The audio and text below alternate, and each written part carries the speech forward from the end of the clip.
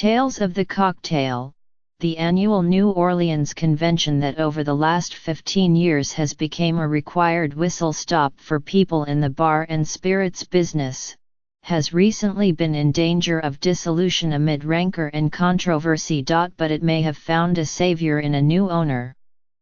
The Solomon family, a prominent civic and philanthropic force in New Orleans, has signed a non-binding letter of intent to buy the festival from Ann Tuennerman, the organization's founder, and her husband, Paul Tuennerman. If the transaction proceeds, the convention will run as scheduled in July, something many people had begun to doubt. Following years of steady growth and expansion, Tales of the Cocktail hit a bump last March after the Tuennermans, who are white, donned blackface as guests in the Zulu Mardi Gras parade on February 28.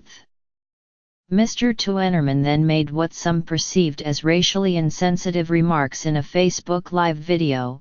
He was compelled to apologize and then step down. When Ms. Tuennerman tried to reinstate her husband in September, reaction within the industry was swift.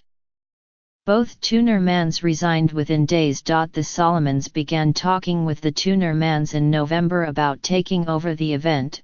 Gary Solomon Jr. said. The Solomon family has deep roots in local entertainment.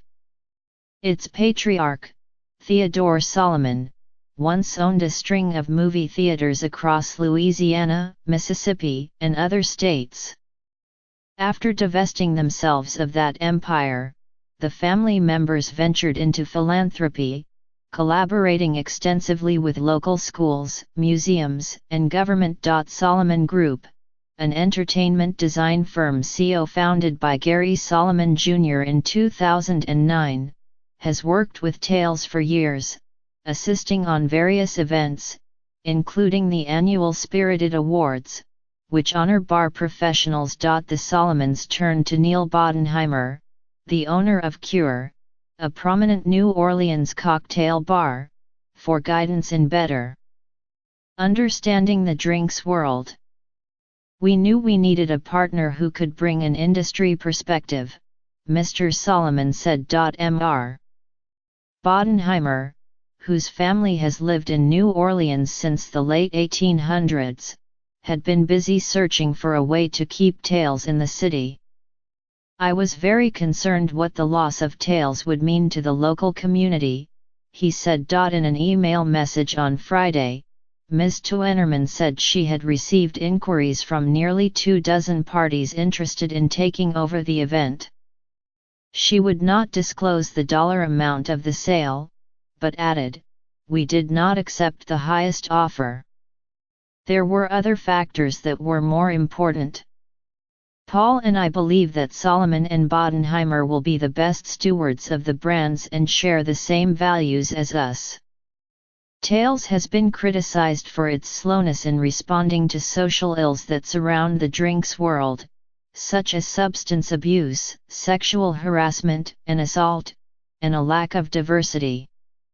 Mr. Bodenheimer and Mr. Solomon said they want to change that, and plan to set up a diverse panel of bar and spirits professionals to determine who should receive charitable grants. We need to find a way to give bartenders better access to education, Mr. Bodenheimer said. We need to take care of attendees. We're going to work on some of the big issues that face our industry. We want the industry to know what is the future of Tales, Mr. Solomon said.